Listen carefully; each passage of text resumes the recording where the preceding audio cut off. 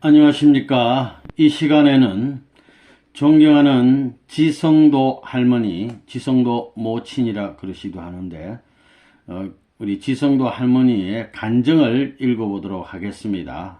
제목은 하나님의 인도대로, 이름 글자 그대로 하나님의 말씀을 전하는 하나님의 뜻대로 사신 귀한 어른이십니다.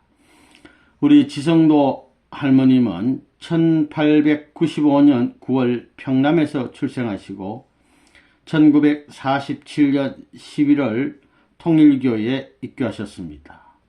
그리고 68년 2월 21년 노정 공로상을 수상하신 귀한 분입니다. 1988년 4월 19일 성화하셔서 협회 성화식을 전 본부교에서 거행하신 걸로 알고 있습니다. 할머니 모습입니다. 지성도 모친 할머님 이분이십니다. 이분은 아시다시피 김원필 선생님, 이분은 옥세연 할머니, 가운데 계시는 아버님, 참아버님 이렇게 되십니다. 고궁에 가셔서 찍은 사진 되는 것 같은데 여기 이분이 지성도 할머님 되겠습니다. 그러면 간증을 그대로 읽어보도록 하겠습니다. 하나님의 인도대로 지성도. 5년 후에 주님을 만나리라. 1943년 내 나이 49세 되던 해에 âm력 정월 보름날 새벽이었다. 1월 15일 새벽 3시쯤 일어나서 기도하는데 환상으로 사탄이 나타나서 내가 너에게 복을 주러 왔다고 말했다. 사탄은 머리가 거대했고 얼굴이 붉었으며 이빨이 손가락만 하게 솟아나와 있었다. 나는 힘차게 달려들면서 이놈의 사탄, 내가 무슨 복을 줄 수 있어? 어서 물러가지 못할 테냐? 하고 소리를 질렀다. 나의 기세에 눌렸던지 사탄은 어디론지 사라지고 말았다. 바로 그때였다. 온 방 안에 하얀 비둘기떼가 가득 날아 들어오는 것이 보였다.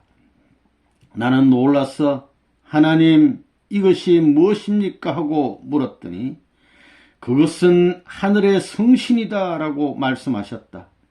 그리고 나서 성신의 힘이 나의 온 몸 안에 물밀듯이 들어오기 시작함과 동시에 이제부터는 하늘의 성신이 너에게 복을 주고 너를 주관하겠다.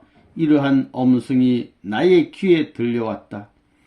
나는 감전이라도 된 듯 전신의 강력한 힘의 작용에 의하여 마음은 완전히 하늘로 올라가서 하나님과 같이 있었다. 그때 또 음성이 들리기를 앞으로 5년만 있으면 주님이 오신다 하고 하는 것이었다.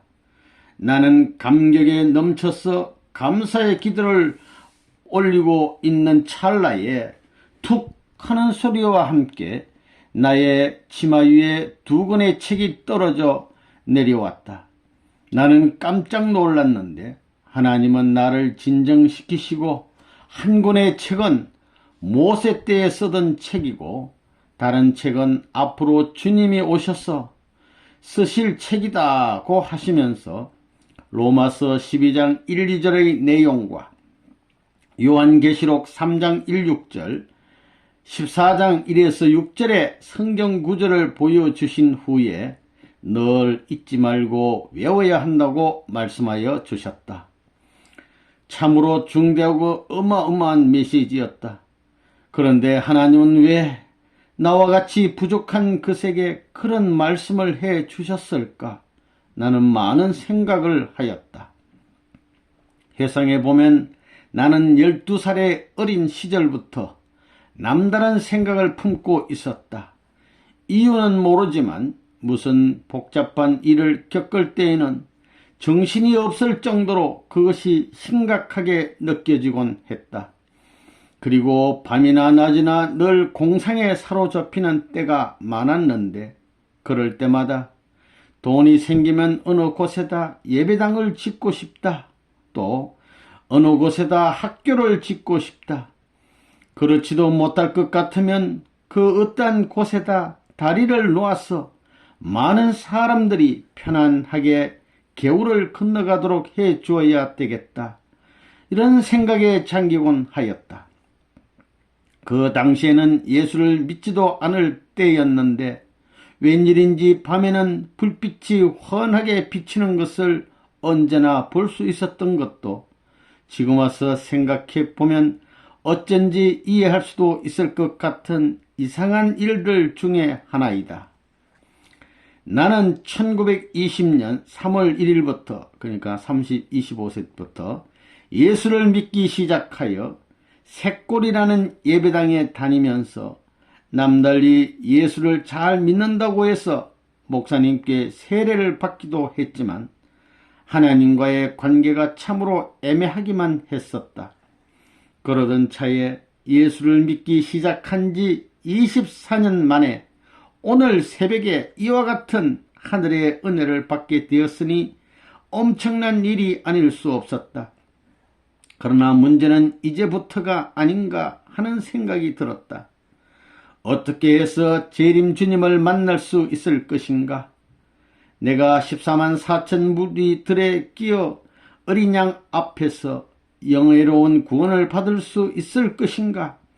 잇따라 일어나는 생각들로 정신을 차릴 수가 없었다. 이런 일이 있은 후부터 세상 사람들은 나를 이상한 사람으로 생각했으며 내가 이제 5년만 있으면 주님이 오신다고 말하면 미친 사람으로 취급해 버렸다. 나는 전도하고 돌아다니다가 남몰래 길 위에서 눈물을 흘린 때도 한두 번이 아니었다. 그러면서 아무리 생각해 보아도 내 말을 믿지 않는 세상 사람들이 미쳤지 나 자신이 미친 것은 절대로 아니라는 확신이 가슴 속에서 항상 움직이고 있었던 것이다. 그러는 동안 일제로부터 해방이 되자 공산주의자들이 북한을 점령해 버렸기 때문에 기독교 신자들은 반동분자로 몰려 공공연하게 전도하러 다닐 수가 없게 됐다. 그래서 조용히 신앙생활을 하다가 계시받은 해로부터 5년이 지난 후에 재림 주님에 관한 것이 자꾸 머리에 스쳐갔다. 나는 도저히 집안에 들어앉아 있을 수가 없어서 재림 주님을 찾아 나섰다. 당시 나는 평양시대 시내의 도청 근처에서 살고 있었는데 어쩐지 그날은 재림 주님을 꼭 만날 것만 같은 육감이 들었다. 나는 성경과 찬송가를 가지고 상수리에서 나와 경창리를 향하여 가면서 이 집 저 집을 살폈다. 바로 그때의 찬송가 소리가 나는 어느 집을 발견하게 되었던 것이다. 오, 이 집이 아닐까 하는 마음이 들면서 몹시도 초조해졌다. 나는 염치를 무릅쓰고 부엌 안으로 들어가 보니 많은 신들이 놓여져 있었다. 용기를 내어 방문을 열고 안으로 들어갔는데 사람들이 기뻐하며 반겨주었다. 방 안에 앉아서 마음을 가다듬고 나자 나는 예배를 인도하고 있는 30세 전후의 청년에게 마음이 쏠리게 되었다. 첫째로 그의 얼굴에서 광채가 나는 것이 나의 마음을 동요시켜 놓고 말았다. 아무리 보아도 이 세상 사람 같지 않고 하늘에 속한 사람 같기만 생각되는 것이었다. 그의 얼굴 주변에는 눈같이 흰 서기가 어리어서 보기에 엄연하기만 하였다. 아무리 생각해 보아도 심상한 일이 아니었다. 예배가 끝나자 그 청년은 당황해하는 나에게 이렇게 말을 해왔다. 예수 믿은 지 몇 해나 됩니까? 20년이 조금 넘었습니다. 나는 공손히 대답했다. 그러면 믿어오는 가운데 은혜를 받은 일이 있지요? 네, 나는 수줍은 태도로 대답했다. 그러자 재차 묻기를 기록해 둔 것을 가지고 있지요? 하고 내게 물었다. 이 말을 듣고 나는 마음속으로 어떻게 나만이 아는 사실을 아실까 하고 놀랐고 두려운 마음이 들기 시작했다. 이에 기록해 둔 것을 가지고 있습니다. 나의 대답은 약간 떨렸다.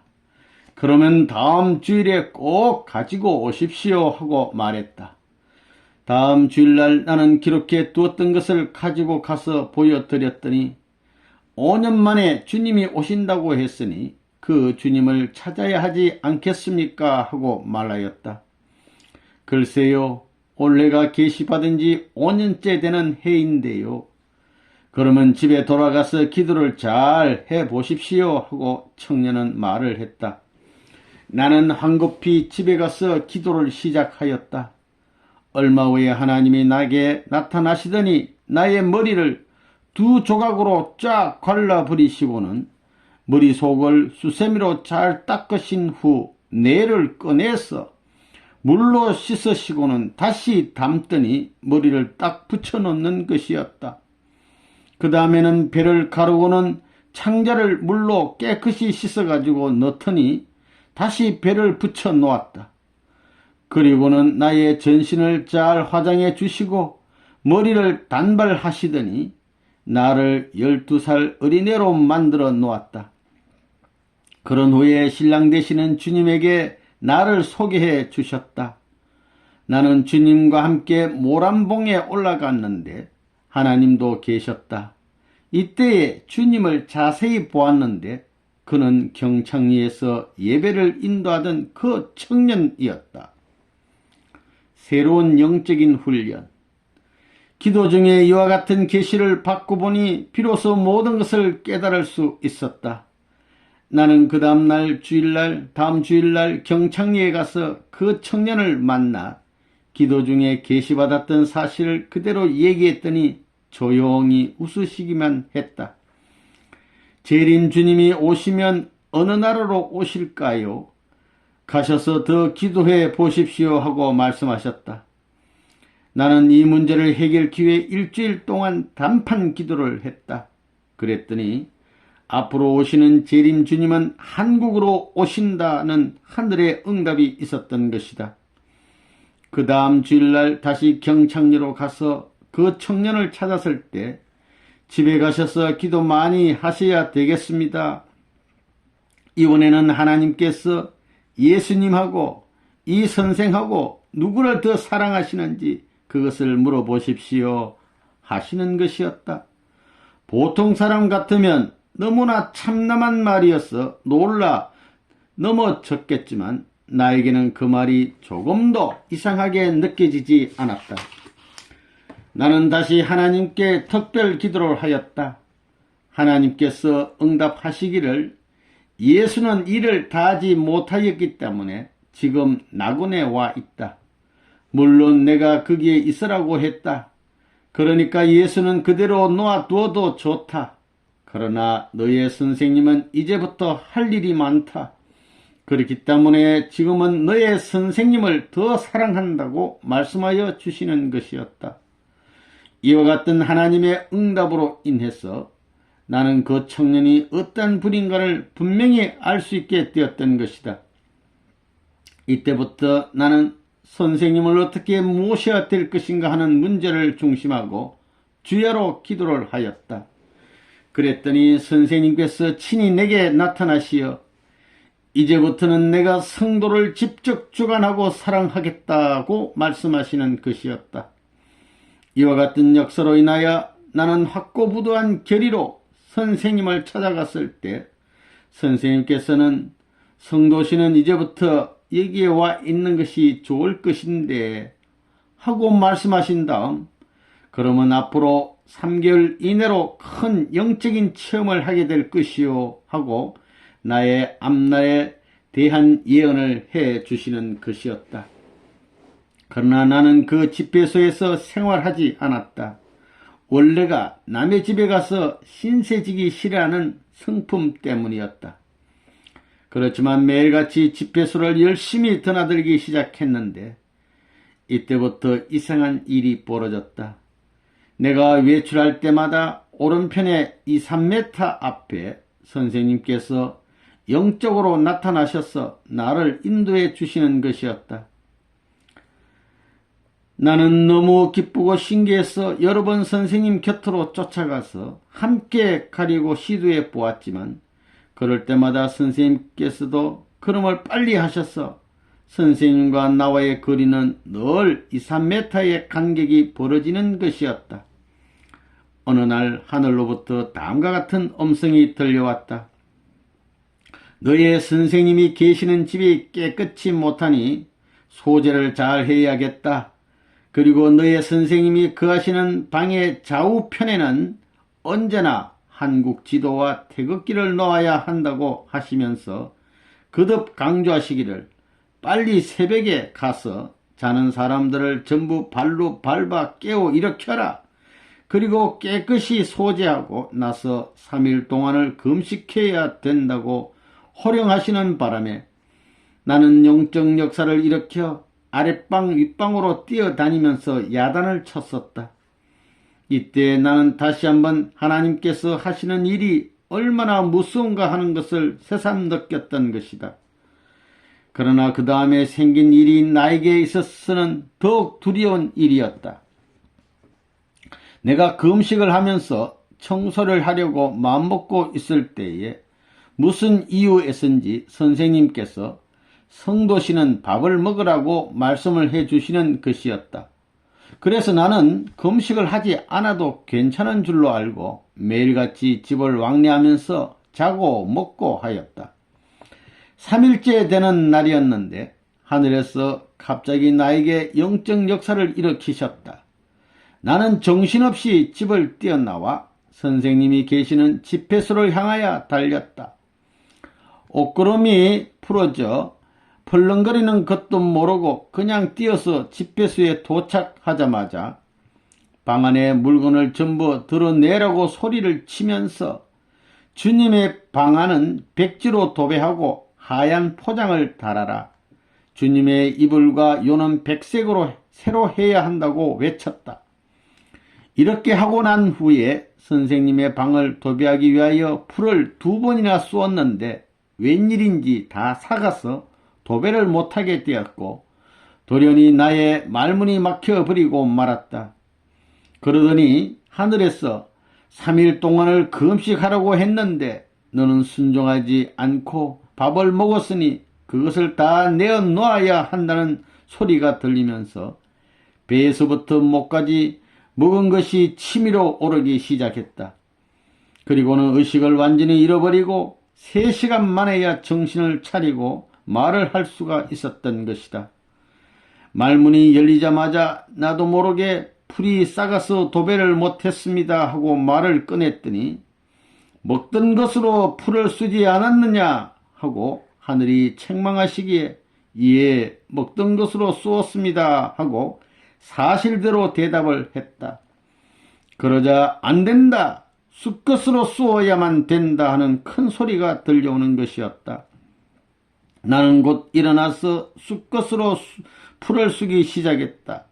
그랬더니 아주 잘 쑤어졌다. 이러한 일이 있은 후부터 우리는 더욱 엄숙하게 선생님을 모시게 되었다. 그 후 나는 이 선생님의 하늘적인 배경을 보다 구체적으로 알고 싶었다. 그래서 열심히 기도했더니 하늘에서 다음과 같이 알려주시는 것이었다. 나는 태초에 나의 실체로 아담을 창조하고 우주적인 대화동의 세계를 이루려 했었다. 그러나 아담이 타락해 버리고 말았기 때문에 그 뜻을 이룰 수가 없게 되어 둘째 아담으로 예수를 세워서 그 목적을 성취하려 하였다. 그러나 당시의 유대민족이 예수를 믿지 않았기 때문에 십자가의 고난을 당하고 말았다. 나는 그동안에 어느 곳에다 나의 뜻을 이룰 수 있는 생명의 씨를 뿌릴까 하고 세계 만방을 두루 살펴왔었다. 그러다가 지금으로부터 28년 전에 지상에서 가장 작은 나라인 한국을 골라 그 산천이 아름다운 정주 땅에 하늘에 물방울을 떨어뜨렸더니 거기에서 사람 하나가 태어나게 되었으니 그 사람이 바로 너의 선생이다. 이러한 하늘의 응답을 받고 나는 한국에서 태어난 것을 뼛속 깊이 감사하게 되었다. 온갖 고난의 탕감을 겪으며 1948년 2월 22일 선생님은 사회질서 문란 혐의로 보안소에 구속되셨다. 기성교단의 지도자들이 무려 83통의 투수를 하였다고 한다. 연이어 10여 명의 식구가 소환되었다가 풀려나왔다. 나는 행사의 주동자로 몰려 도망다니면서도 선생님을 위하여 기도를 하고 있었다. 그러던 중에 하루는 보안소에 찾아갈 것을 결심하였는데 그날 밤 하늘의 말씀에 들어가지 말고 선생님을 위하여 주야로 기도를 해드리라고 하셔서 정성 들이며 생활하였다. 그러던 어느 날 너는 신성한 마음을 먹고 있으라. 내가 속히 나갈 터이니 그때까지 잘 있으라 하는 선생님의 음성이 들려왔다. 이때부터 더 열심을 내어 기도했다. 그런데도 웬일인지 형사들이 나를 체포하려고 전에 없이 삼엄한 수사명을 펼쳤으므로 마음이 몹시 불안하였다. 그러던 차에 계시가 내리기를 이남으로 내려가라고 하여서 공민증도 없었지만 노파 모양의 모습을 하고 쌀장사들 속에 끼어 무사히 서울에 도착했다. 서울에 살면서도 선생님 신변을 위하여 열심히 기도했다. 일사후퇴를 겪고 난 후부터는 분명히 선생님께서 추록하셔서 나만에 계실 것 같은 예감이 들었다. 그때 나는 대구로 피난 가서 선생님을 찾게 해달라고 매일같이 하나님께 쫄랐다. 그랬더니 하루는 너의 선생님이 계시는 집을 보여주마 하시면서 환상으로 보여주시는데 어느 산 밑에 개딱지만한 작은 집을 보여주셨다. 어느 날 내가 시골로 외출을 했다 돌아오니 아들 찬성이가 김인주 씨를 만났는데 선생님을 뵙고 왔더라고 말했다 한다. 나는 곧작 범일동의 운막집을 찾아가 선생님과 감격의 회우를 하게 되었다. 선생님을 뵙고 대구의 집으로 돌아와서부터 선생님 생각만 나서 견디다 못해 또다시 부산을 찾아갔더니 선생님께서는 이제는 성도씨가 부산에 와 있어야 되겠는데 하고 말씀하셨다. 그러나 나는 대구집을 버리고 부산으로 갈 마음이 안 되어서 매우 초조하기만 했다. 그래서 열심히 기도했더니 과거에 몸으로 산 제사를 드리라 로마서 12장 하지 않았느냐 어서 가라 하는 계시가 내렸다. 이와 같은 하늘의 말씀을 듣고 나는 모든 것을 버리고 부산으로 내려갔던 것이다. 부산에는 강현실 씨를 비롯하여 김재산 권사, 이요한 목사, 오영춘 집사, 김순철 씨, 문성균 씨 같은 분들이 선생님을 모시고 있었다. 나는 전적으로 선생님을 따르기 위하여 부산에 와서는 뒷산에다 기도처를 정하고 아침 저녁으로 그곳을 찾아가 하늘 뜻이 이루어지기를 시원하는 기도를 올렸다.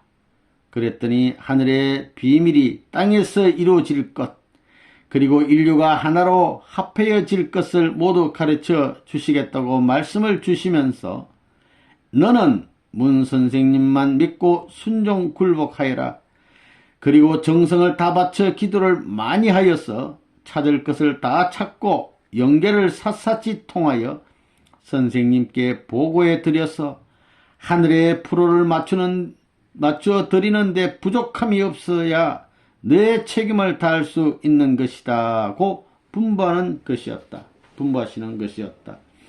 나는 하늘로부터 나에게 주어진 기도의 사명을 다하기 위해서 하루도 빠짐없이 범일동 뒷산의 기도처에서 기도를 올렸다. 특히 하늘의 명령에 따라 100일 기도를 드리는 도중에 생명수와 본연의 만물의 모습을 보았고 새 하늘과 새 땅의 세계도 볼 수 있었으며 영계에 들어가서 선생님과 성신적 어머니를 뵙고 경배를 드리기도 했다. 나는 대구로 가서도 계속 기도 생활을 하였다. 7월 9일 새벽 4시 반에 일어나 기도를 올리고 있을 때에 환상으로 예수님이 나타나서는 성도 너희도 선생님과 같이 일 잘하기를 부탁하네 하시고는 사라지셨다. 이완 목사님이 대구에 오신 후 우리는 봉산동에다 자리를 잡고 식구들을 모으기 시작했다. 이 목사님은 원리 강의를 했고 나는 기도를 통해서 그를 협조했다. 그러자 처음에는 3사람이 모이더니 점차로 그 수가 불어나는 것이었다.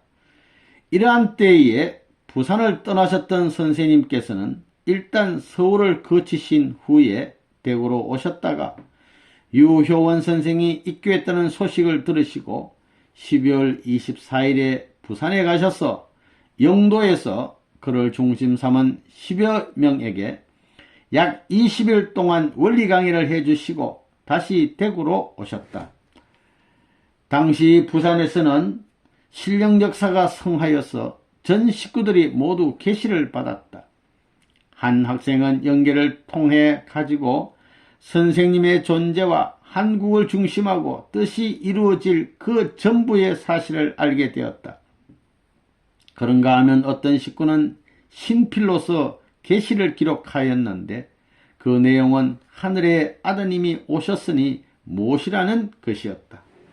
한편 이미 선생님의 뒤를 쫓아 서울로 올라가셨던 사모님 성진씨 모친은 끝까지 선생님의 마음을 가정적인 방향으로 돌리시기 위하여 또다시 선생님의 뒤를 따라 대구에 내려와 계셨던 것이다. 따라서 많은 방해 역사를 기성교인들과 더불어 벌였다. 우리는 방해 공작에 의해 집회 장소를 봉덕동, 동산동, 동인동, 대봉동 등으로 무려 14번이나 옮겨야 했다. 그러나 선생님을 중심한 하늘의 새로운 섭리 방향은 추워도 변경되는 일이 없었다. 대구에서는 이런 일이 있었다. 정덕기 권사라고 하는 부인 식구가 있었는데 그 남편은 남산교회의 장로였다. 정 권사가 우리들의 집회에 나간다는 사실을 알고는 가전 방법으로 가지 못하도록 설득을 했으나 효과가 없자 폭행으로 막아보려고 했다. 그래도 설득이 안 되자 정 권사의 머리를 깎아버린 후에 손에 쇠고랑을 채우고 방 안에 가두기까지 했으나 끝내 변치 않고 나왔던 것이다. 그런가 하면 원리 강의를 맡아서 했던 이요한 목사님도 약방을 경영하는 정동열이라는 사람으로부터 무수히 매를 맞은 일도 있었다. 이처럼 핍박이 심해짐에 따라 나도 참을 수 없게 되었다. 안전하게 산에 올라가서 치열한 기도를 올렸다. 그러니까 하루는 걱정하지 말라. 너의 선생님이 찾아 세운 원리가 머지않아 한국 각지에 전부 전파되고 말 것이다 하고 하늘에서 말씀해 주시는 것이었다. 음력 8월 17일에 이르러니 선생님께서 용문산에 가서 산기도를 하라 하시기에 하늘의 능권을 받기 위하여 그곳을 찾아갔다. 그 다음날 새벽에 하나님께서 떡 2덩이와 물고기 5마리를 영적으로 보여주셨고 그 이튿날 새벽 3시에는 수정 같은 샘물 위에 하얀 바가지가 떠 있었는데 나는 그 바가지로 물을 떠서 목욕을 하고 났더니 너는 기도를 많이 하여서 앞으로 하늘 뜻을 위한 모든 일들이 연장되지 않도록 하여라 하는 말씀이 하늘로부터 들려왔다. 나는 뜻에 필요한 식구들을 찾게 해달라고 부탁했더니 이루어 주심하고 하셨다. 나는 약간 불편한 일이 생겨서 용문산에서 추풍령으로 옮기고 그곳에서 또다시 결사 기도를 하기 시작하였다. 추풍령에서 기도를 마치고 부산에서 한동안 머물러 있다가 대구에 가보니 교회의 살림살이를 누군가 모두 가져가 버렸다. 이처럼 황폐한 자리에서부터 재출발하여 하늘 일을 다시 시작해야만 했다. 그러면서도 마음은 항상 서울에 계시는 선생님과 뜻의 발전에 대하여 걱정을 하고 정성을 들이며 생활하지 않으면 안 되었다. 왜냐하면 하늘의 영적인 역사를 지상의 인간들이 받아들여서 현실적으로 이루어 들어야 하는데 과거의 수많은 선지선열들이 실패하고 말았다. 이러한 모습을 바라보시는 하나님의 심정은 어떠하실 것인가? 이런 각도에서 생각해 보면 하나님처럼 분하시고 하나님처럼 불쌍하고 하나님처럼 슬프고 처참한 존재가 이 우주 안에 또 있을 것인가? 아무도 없는 것이다. 그렇기 때문에 영계를 아는 자는 어떤 어려운 일이 있더라도 하나님의 뜻을 이 지상에서 이루어 드려야 하는 것이다. 그래서 영계를 아는 자는 항상 긴장하게 되고 염려 속에서 사는 것이다. 1955년 7월 4일이 되자 통일교회는 엄난한 교회라고 하며 선생님을 유시하여 유효원, 김원필, 유호민, 유호영 씨 등이 경찰에 구속을 당하고 말았다. 나는 즉시 상경에서 장충동 교회를 방문했다. 주인 잃은 양떼처럼 허둥지둥하는 식구들의 모습은 차마 볼 수가 없었다. 선생님을 미안해하고 온 어느 학생의 말에 의하면 선생님이 치료를 받고 있었는데 몹시 어려움을 겪고 계시더라는 것이다. 이런 이야기를 전해 듣고 식구들은 더 크게 슬퍼하면서 분개하였다. 우리는 기도와 예배로 선생님께서 무사하기를 기원했다. 매일같이 선생님을 위로 공후에 드리기 위해 간단없이 형무소를 찾아다녔다. 하늘의 실체이신 그 손에 또다시 세상 죄인을 위한 수갑을 차시고 세상 사람들의 심판을 받으시는 선생님의 심정을 생각할 때 나는 미칠 것만 같았다. 사정에 따라 모든 것을 서울의 식구들에게 맡기고 다시 대구로 돌아올 때는 하늘 앞에 송구스러워 견딜 수 없었다. 온갖 예식에 대한 계시 주심. 대구에 돌아와서 단판 기도를 올렸더니 하늘에서 지금 또 한 고개를 넘어가고 있으니 놀라지 말라. 선생님의 뜻대로만 순종하면서 항상 간절한 기도를 올려라고 말씀하셨다. 이러한 하늘의 말씀을 듣고 마음을 조급하게 갖지 말고 꾸준히 변함없는 노력을 해야겠다고 마음먹었다. 그래서 주야를 가리지 않고 선생님이 무사히 추록하시기를 기도드렸다. 그리고 9월에 들어서자 더 이상 대구에 머물러 있을 수 없는 초조감을 느끼고 나는 서울로 와버리고 말았다. 경찰에 의하여 구속된 선생님 일행은 처음에 음란죄로 수사를 받았으나 그것이 무근한 것임이 드러난 후에는 당국은 질서문란, 불법 강금 그리고 병력 기피 등의 제목으로 기소하였으나 결국 10월 4일에 선생님은 무죄로 석방되셨던 것이다. 선생님이 계시지 않았던 동안에 교회는 하늘의 놀라운 역사로 많은 도인들이 찾아와 증거하였고 젊은 식구들의 결사적인 정성에 의하여 무사히 존속할 수 있었다. 1956년에 새해에 접어들자 새로운 출발을 하기 위해 기도를 했더니 하늘에서 묵시로 보여주시는데 세례 요한과 마리아가 낙원문 밖의 어두운 곳에서 탄식을 하고 있는 불쌍한 모습이 보였다. 나는 묵시를 보고 원리 말씀이 얼마나 정확한가 하는 사실을 알 수 있었다.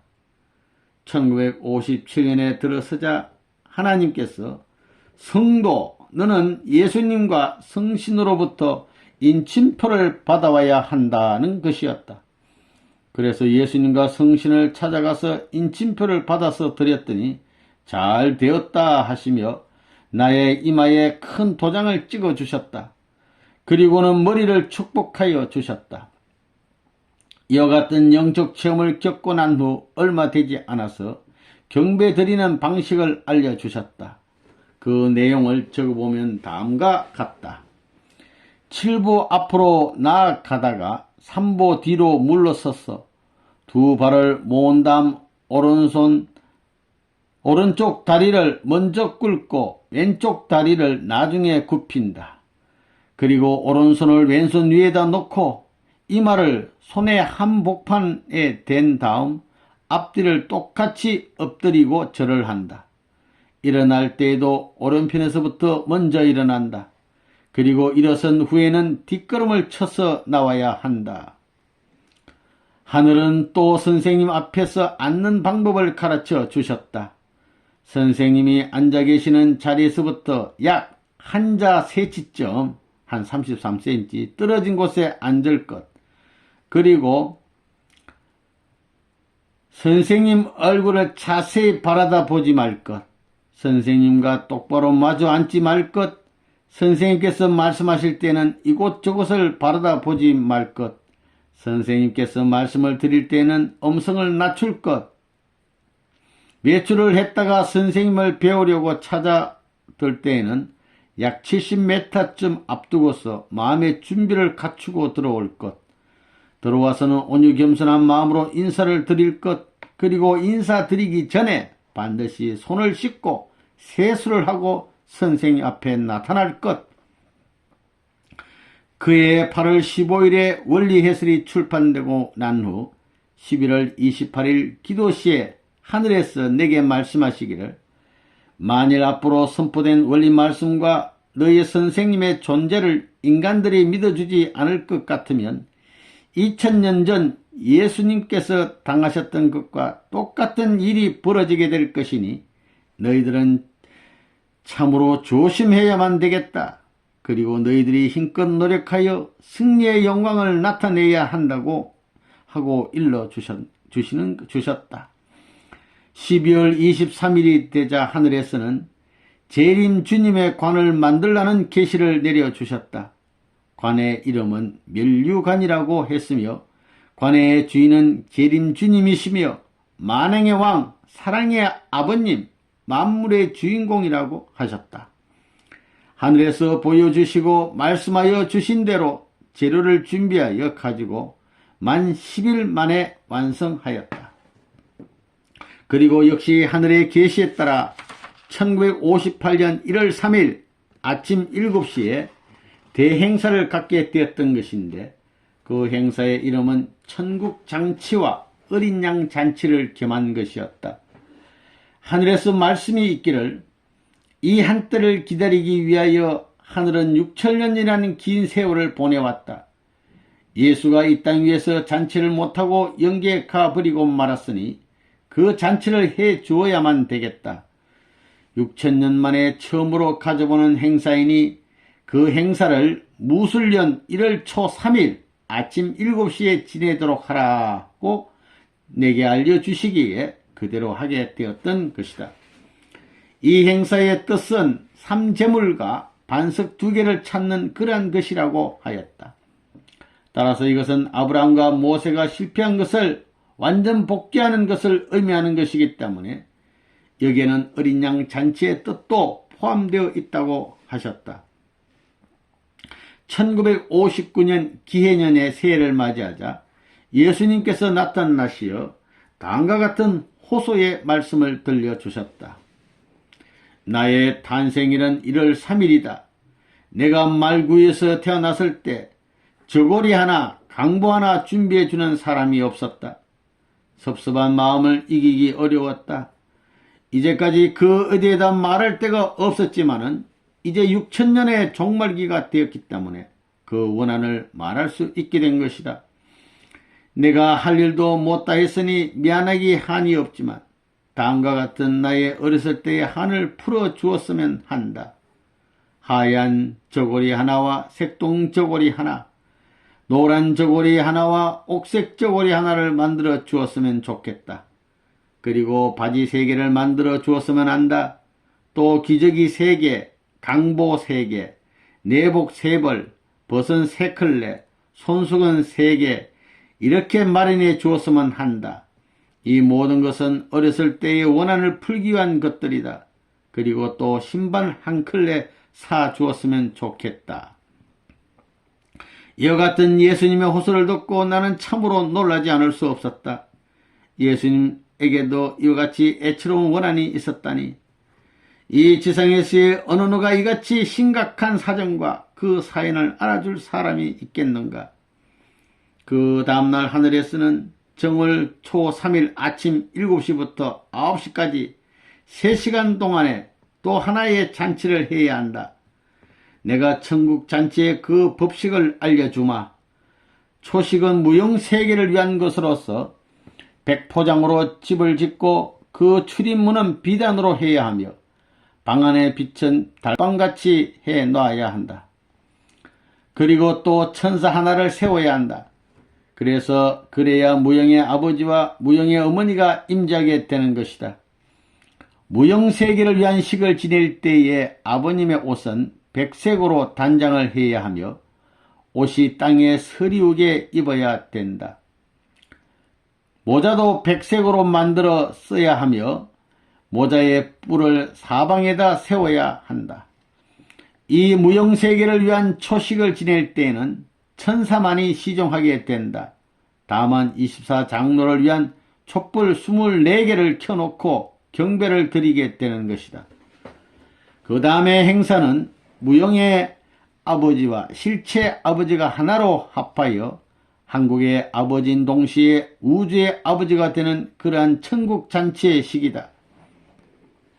이 시기에 참여하는 자녀들 중 남자는 전부 갓과 꽃가를 쓰고 여자는 모두 백색 꽃가를 써야 한다. 그리고 여자들의 머리 단장은 자색 댕기를 들이우고 비녀를 꽂고 낭자를 해야 하며 전부가 세마포 옷으로 단장을 하고서 어머님과 성신의 어머님께 경배를 드려야 한다.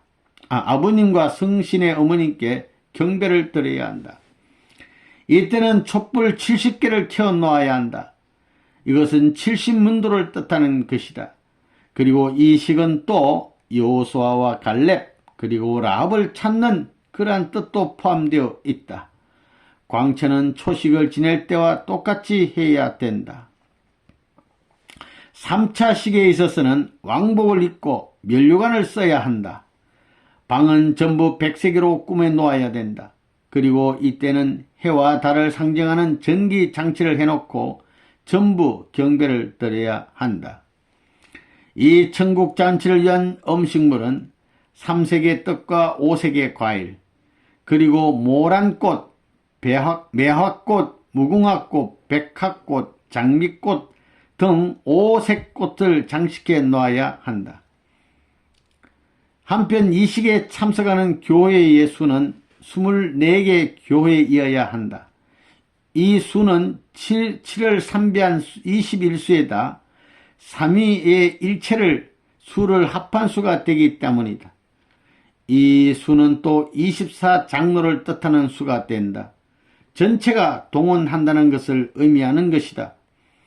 이러한 식을 지냄으로써 하늘의 힘과 능권이 지상에서 완전히 나타날 수 있게 되고 하늘의 철장이 지상에서도 행사할 수 있게 된다.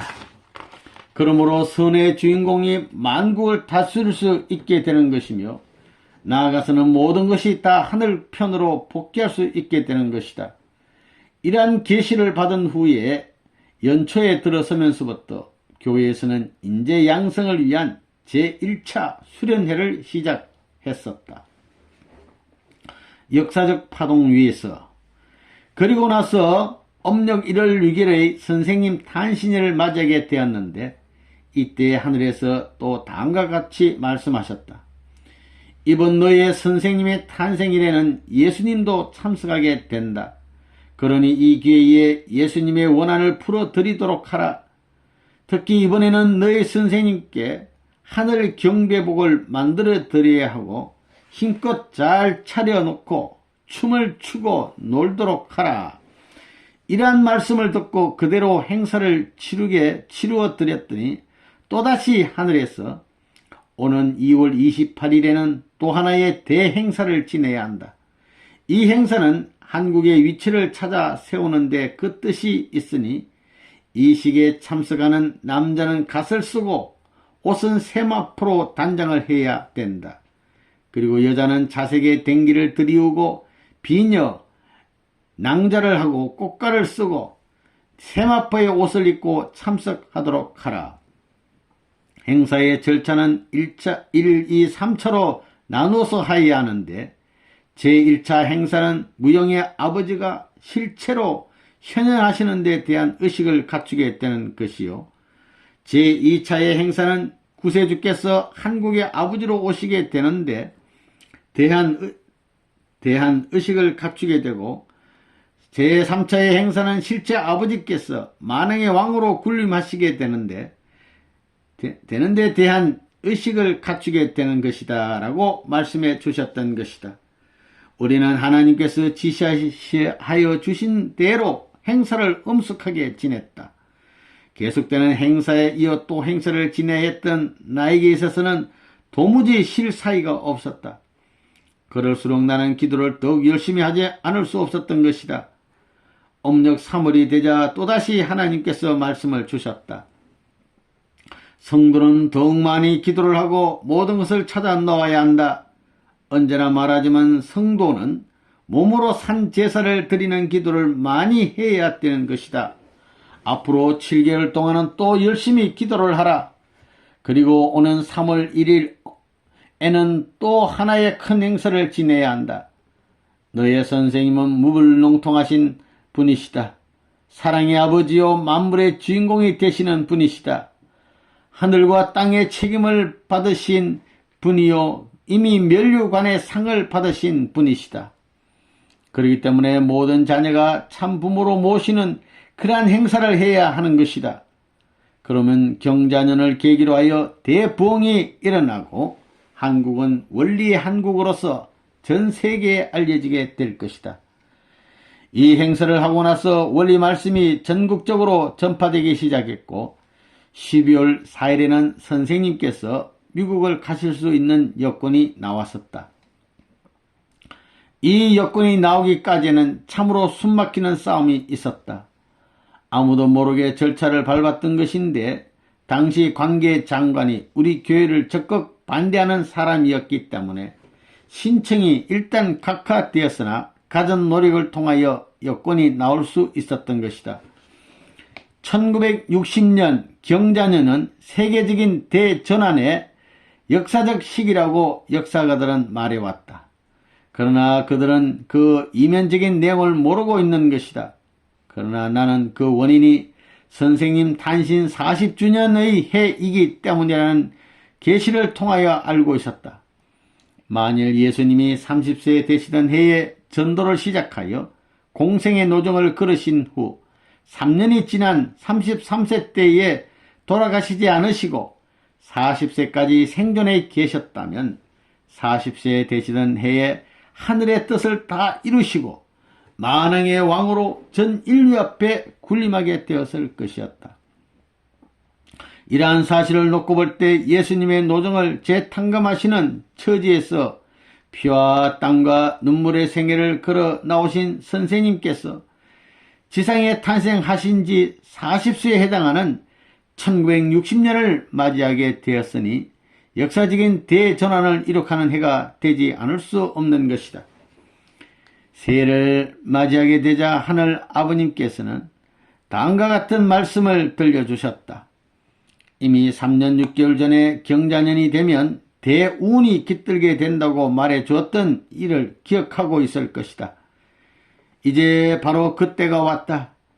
이 한때를 맞이하기 위하여 하늘 땅이 얼마나 수고했는가 하는 사실을 알아야 한다.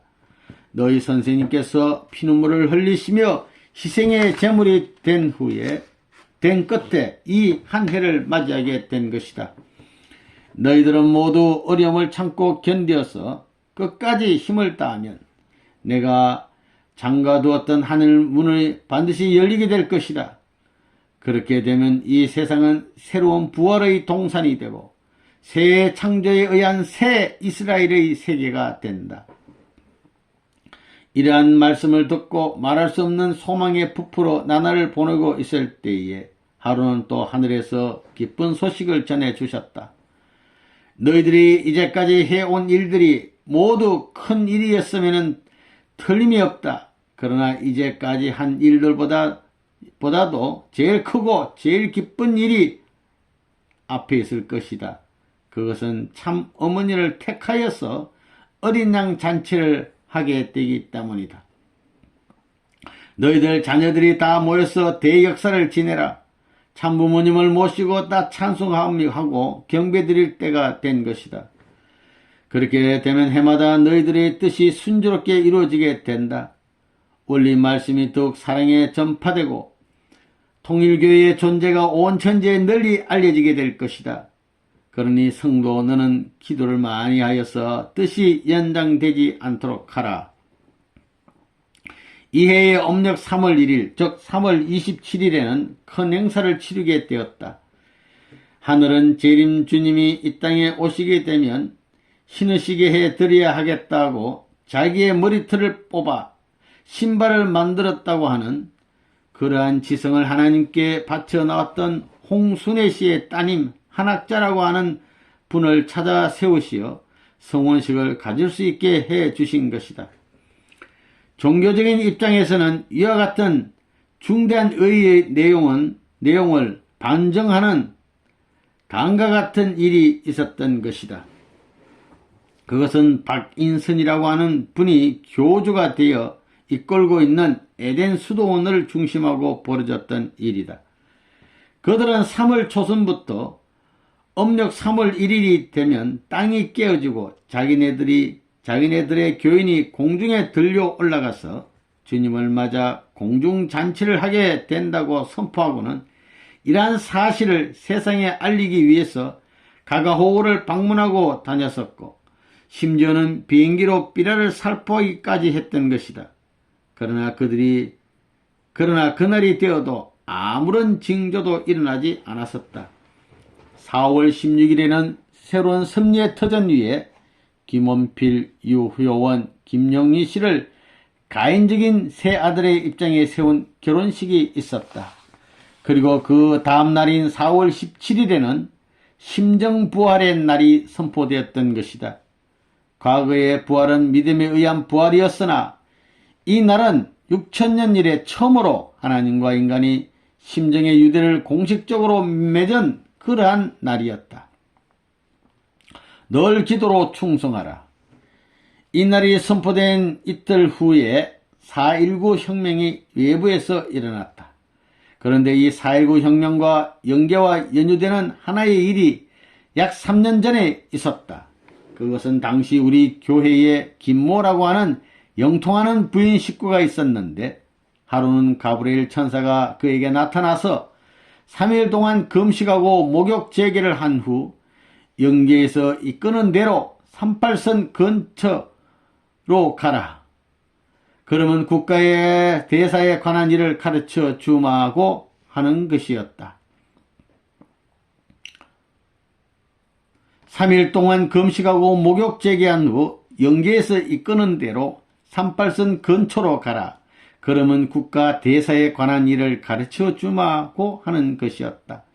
그 부인 식구는 영계에서 알려준 대로 하고 나서 이끌림을 받아 38선 가까운 철원 근교에 이르렀을 때 또다시 가브리엘 천사가 나타나서 6.25 사변 때 전사한 수많은 학생 의용군들이 지금 영계에서 한국 정치에 대하여 큰 불만을 품고 있다. 그들이 지상의 학생들을 협조하여 의기를 일으키면 국가적인 중대사가 벌어지게 되니 그것을 미리 막아야 한다. 그것을 막으려면 이승만 대통령을 비롯하여 전 국민이 3일 동안 정심 한 끼를 금식하고 그들을 위하여 묵도를 올려주면 되는 것이다. 너는 이 사실을 서신으로 이승만 대통령에게 영통인 70명의 서명 날인을 받아가지고 알리도록 하라 하고 말하여 주면서 연계를 보여주었는데 보니까 모자에다 흰 테를 두른 전몰 학생들이 분노에 가득한 눈초리로 지상을 내렸다 보고 있었던 것이다.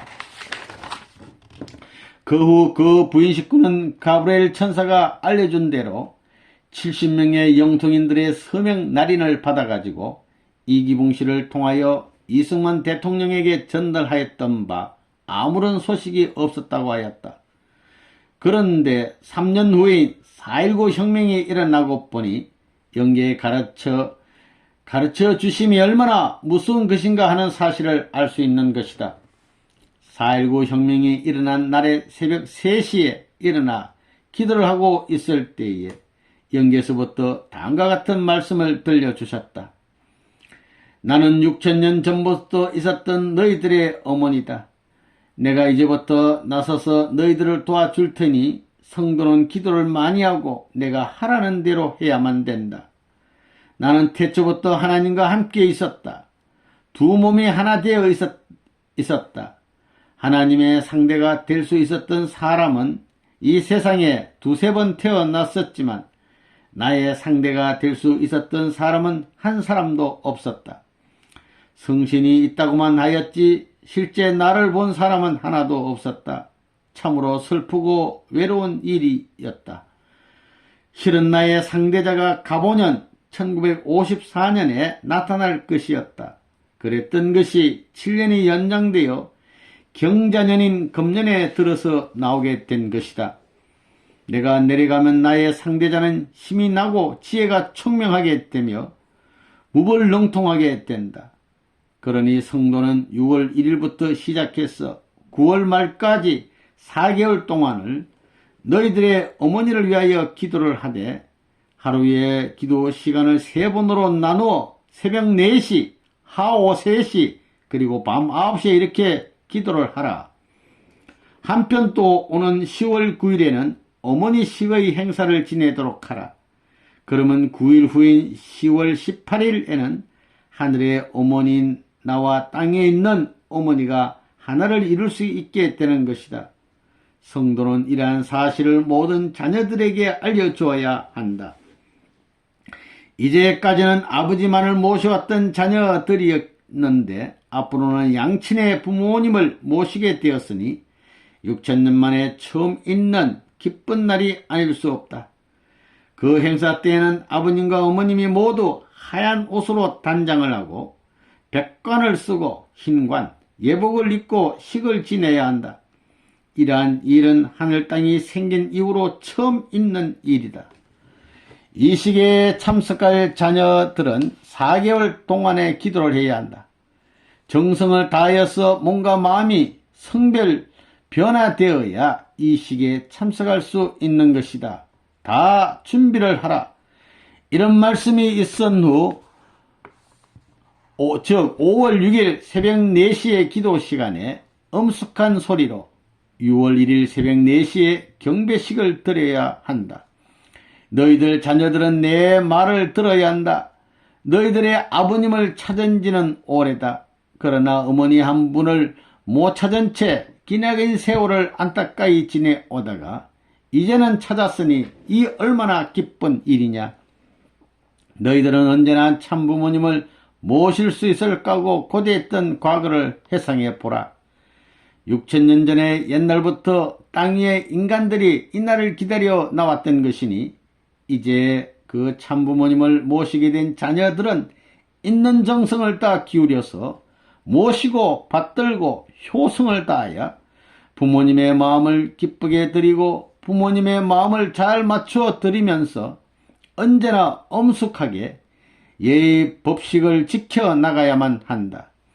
그리고 자녀된 자들은 부지런히 일하여 하늘의 새로운 뜻을 전 세계에 널리 전파해야 한다고 말씀하셨다.